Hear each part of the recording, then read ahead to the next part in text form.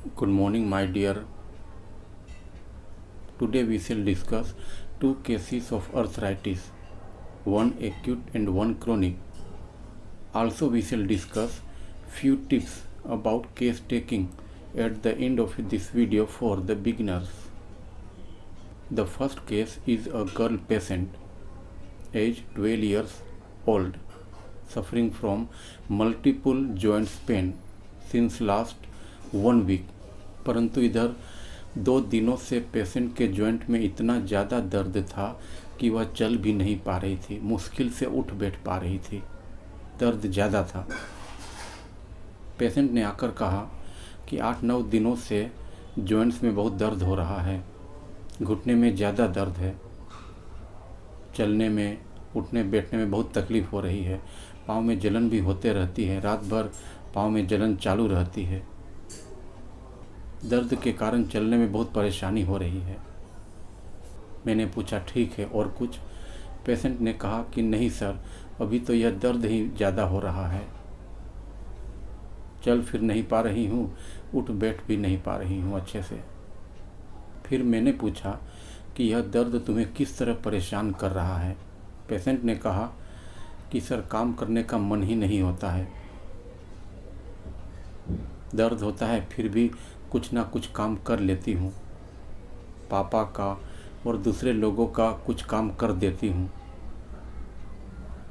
मैंने पूछा इतना ज़्यादा दर्द है फिर दूसरों का काम क्यों करती हो? अच्छे से उठ बैठ नहीं पाती हो, फिर दूसरे लोगों के काम पर क्यों इतना ध्यान देती हो? पेशेंट ने कहा कि सर पापा का काम नहीं करूँगी तो उन्हें तकलीफ़ ज़्यादा हो जाएगी, वे ज़्यादा परेशान हो जाएंगे। मैंने पूछा ठीक है और कुछ? पेशेंट ने कहा कि सर काम करते वक्त कोई परेशान करता है तो बहुत गुस्सा आ जाता है, गुस्से में बहुत कुछ बोल देती हूँ उन लोगों को, पर सर बोलने के बाद में मन में बहुत ख़राब लगता है, मन में अफसोस होता है कि मुझे ऐसा नहीं करना चाहिए था, मुझे गुस्सा में कुछ नहीं बोलना चाहिए था। यह मन में अफसोस सर बार बार आ जाता है। Now we come to our main part, the conversion of the language into the rubrics. First, cares about others, and second is anger alternating with quick repentance, and the medicine sulfur was selected on the basis of totality of symptoms and was given in 0/8 potency, and patient got the relief just after second day, and within a week she was able to walk, to sit, to rise with ease. Patient अच्छे से उठ बैठ पा रही थी, अपना काम भी अच्छे से कर पा रही थी। The sulfur medicine was repeated at the time of 3-hour interval, and when she got some relief, the timing was increased. Now we try to understand why sulfur was given.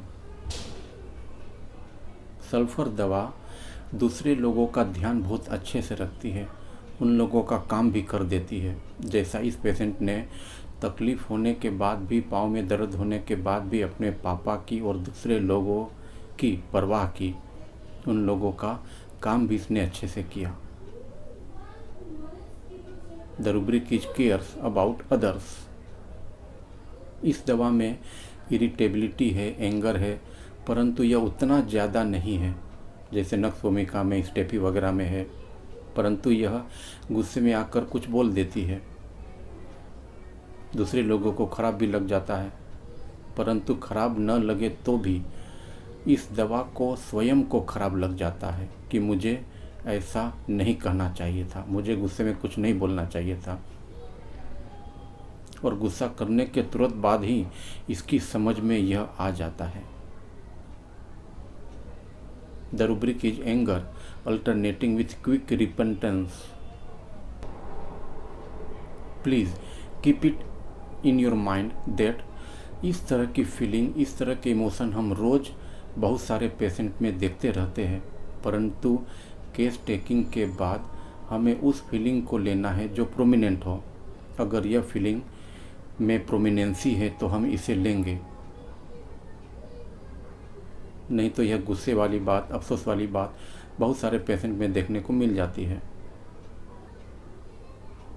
यदि हम प्रोमिनेंट, परसिस्टिंग और present symptoms पर ध्यान नहीं देंगे तो हम similimum से बहुत दूर रह जाएंगे।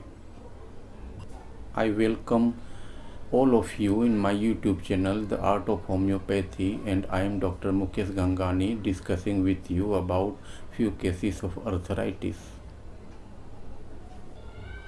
बहुत सारे पेशेंट इस तरह की भाषा बोलते हैं, इस तरह की लैंग्वेज बोलते हैं कि सर मुझे यह बीमारी है, मुझे यह दर्द है, आपकी दवा से मुझे कुछ आराम होगा तो मैं दवा चालू रखूँगा, आपकी दवा से ठीक हो जाएगा तो मुझे दवा चालू रखने में सर कोई प्रॉब्लम नहीं है,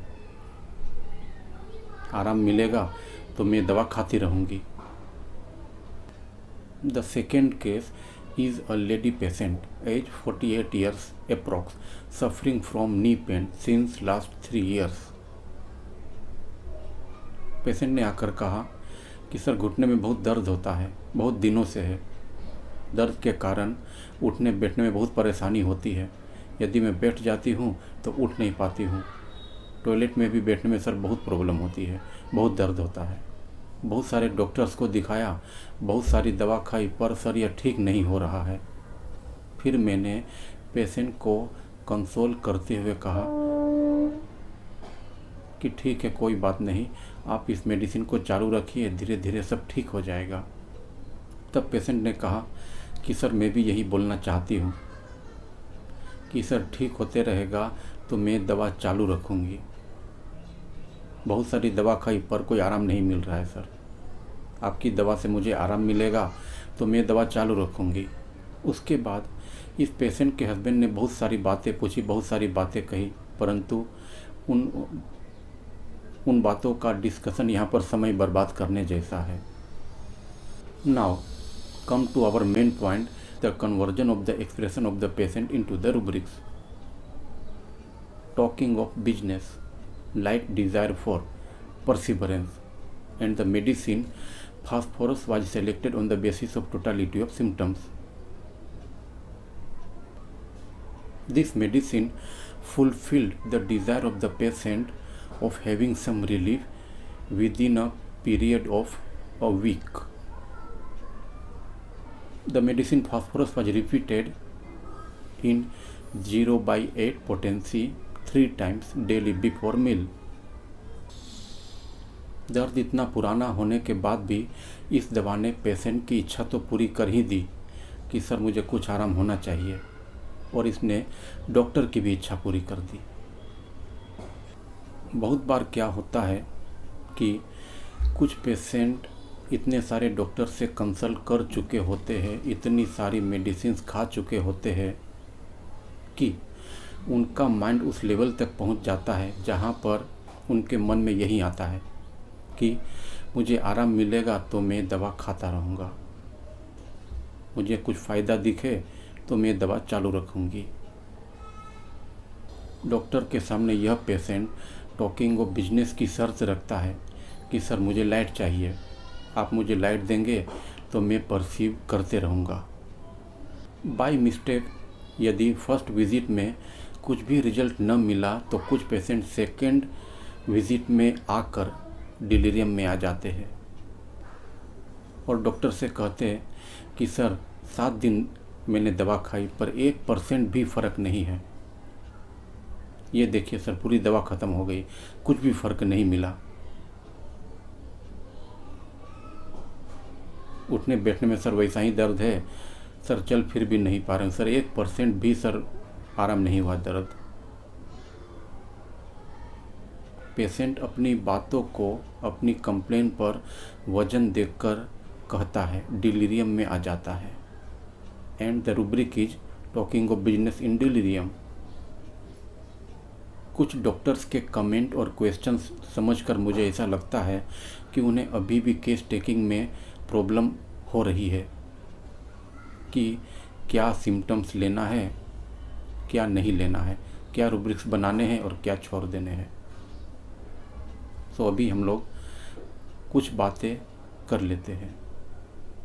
वैसे तो केस टेकिंग को लेकर कुछ वीडियो बन चुके हैं। पुराने वीडियो में वीडियो नंबर 10, 11 और 12 में केस टेकिंग के बारे में डिटेल में बताया हुआ है। फिर भी हम लोग कुछ और समझने की कोशिश करते हैं। जब पेशेंट हमारे पास में आता है तो दो तरह के सिम्टम्स मेनली लेकर आता है। पहला अपना नेचुरल सिम्टम्स, नेचुरल अपना नेचर, और दूसरा मेंटल स्टेट। उसके नेचर का जो सिम्टम्स है, जो उसका स्वभाव है, हम उसे जनरली क्लासिकल होम्योपैथिक में यूज करते हैं और हम पेशेंट से पूछते भी हैं कि आपको क्या अच्छा लगता है, खाने पीने में क्या पसंद है, आप कैसे सोते हैं, गर्म अच्छा लगता है, ठंडा अच्छा लगता है, वगैरह वगैरह। जबकि हम इस माइंड मेथड में मेंटल स्टेट को समझने की कोशिश करते हैं। मतलब अभी पेशेंट के मन में क्या चल रहा है, अभी पेशेंट क्या कर रहा है और क्यों कर रहा है। इतना अगर हम अच्छे से समझ ले तो हमारा काम आसानी से हो जाता है। और इसी मेंटल स्टेट पर रूब्रिक बनाकर हम पेशेंट को क्योर करते हैं। इतना समझने के बाद बहुत बार हमें पेशेंट से क्वेश्चंस भी पूछने पड़ते हैं। हम पेशेंट से डायरेक्ट क्वेश्चन भी पूछते हैं या उसे घुमा फिरा करके भी पूछते हैं, परंतु हमारा पर्पस एक ही होता है, हिट द राइट टारगेट। हमारे क्वेश्चंस भी ऐसे ही होने चाहिए जो हमें टारगेट की तरफ ले जाए। पेशेंट हमारे पास अपनी फीलिंग्स, अपने इमोशन लेकर आता है और हमें उसे ही समझना होता है। अब हम उसे समझकर एक स्टेट बना लेते हैं कि पेशेंट इसी के अंदर में फ़िलहाल है, और यही हमारा काम पूरा हो जाता है, कंप्लीट हो जाता है। और उसके अनुसार हम एक रूब्रिक भी बना सकते हैं और 5 रूब्रिक्स भी बना सकते हैं, परंतु हमारा पर्पस होता है सिमिलिमम मेडिसिन तक पहुंचना। कुछ पेशेंट अपने मन से या हमारे पूछने पर कहते हैं कि सर मुझे कोई चिंता नहीं है, सर इस सब के बारे में मैं ज़्यादा सोचता भी नहीं हूँ। परंतु पेशेंट के चेहरे को भांप कर हम उसे पूछ लेते हैं कि आपको और कुछ मन में आता है, और कोई चिंता होती है, परंतु पेशेंट यही कहता है कि नहीं सर मुझे कोई चिंता नहीं होती है। यहाँ पर हमें पेशेंट से क्लियरली पूछना होता है कि देखिए हम होम्योपैथिक में इस तरह पूछते हैं, हमें डिजीज़ सिम्टम्स के साथ साथ माइंड सिम्टम्स को भी समझना होता है, इसलिए आपके मन में जो कुछ भी आता है वो आप हमें अच्छे से बताएं तो हम दवा तक जल्दी पहुँचेंगे। परंतु फिर भी कुछ पेशेंट्स की समझ में नहीं आता है।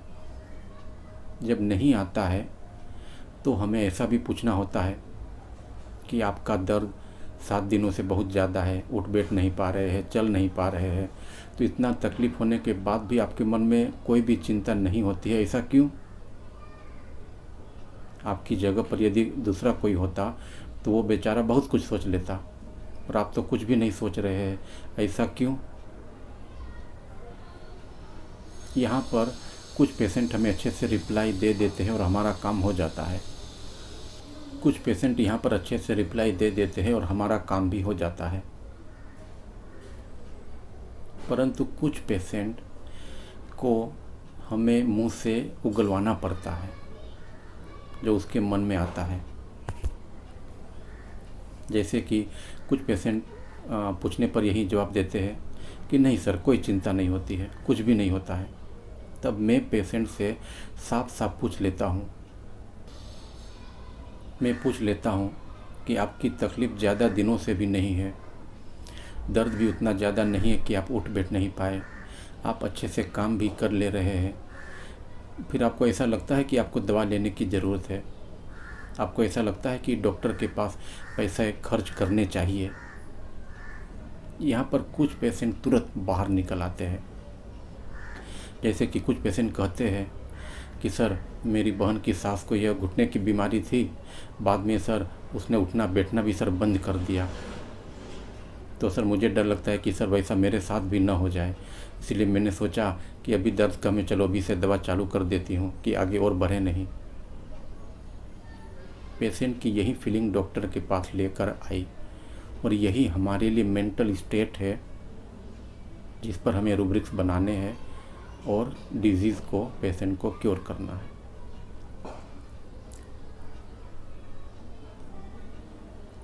कुछ पेशेंट ऐसा भी कहते हैं कि सर दर्द तो बहुत ज़्यादा नहीं है सर, पर मुझे डर लगता है कि अभी ये दर्द कम है, उम्र भी कम है, उम्र बढ़ेगी दर्द बढ़ेगा तो सर मुश्किल हो जाएगी, काम धंधा भी सर नहीं कर पाऊँगा, दूसरों का ध्यान भी नहीं रख पाऊँगा। इसलिए मैंने सोचा कि चलो भले दर्द कम है पर मैं अभी से दवा चालू कर देता हूँ। वैसे भी होम्योपैथिक दवा टाइम लेती है, तो अभी दवा चालू करूँगा तो धीरे धीरे सब ठीक हो जाएगा, आगे मुझे समस्या नहीं होगी। अभी कुछ दिनों पहले एक IBS डिजीज़ की पेशेंट आई थी और उसमें मेरे भी 2 प्रेस्क्रिप्शन फेल हो गए। तीसरी बार जब मैंने उससे कुछ और अच्छे से पूछा, बेवकूफ़ बनकर पूछा, तो समझ में आया कि पेशेंट ने इस तरह कहा कि सर मेरी ननद को या उसके किसी रिश्तेदार को पेट में बीमारी थी, उसने समय रहते ध्यान नहीं दिया, बाद में पता चला डॉक्टर से कि उसे कैंसर हो गया है और ऑपरेशन करना होगा। सर मुझे ऑपरेशन से बहुत डर लगता है, इसीलिए सर मुझे सर दवा से ठीक कर दीजिए। सर मुझे डर लगता है उसकी बातों को समझकर कि सर मुझे भी कहीं वैसे ही बीमारी ना हो जाए। इस पेशेंट को मेडिसिन देने के बाद में 1 सप्ताह के अंदर ही इम्प्रूवमेंट चालू हो गया और अभी 1 मंथ कंप्लीट हो चुका है। अभी पेशेंट अच्छी है पर अभी कंप्लीट क्योर नहीं हुआ है। कंप्लीट क्योर होने के बाद हम लोग इस केस पर डिस्कस करेंगे। The medicine given was rhus tox for this IBS patient. This is the principle of individualization. When we enter into the patient, they reply in a different way, with their different feelings, with their different emotions, with their different demand. Patient की क्या demand है ये हमें बहुत काम आती है। अलग अलग पेशेंट अपने आप को अलग अलग तरीके से प्रेजेंट करते हैं। Okay my dear friend, see you again in next video.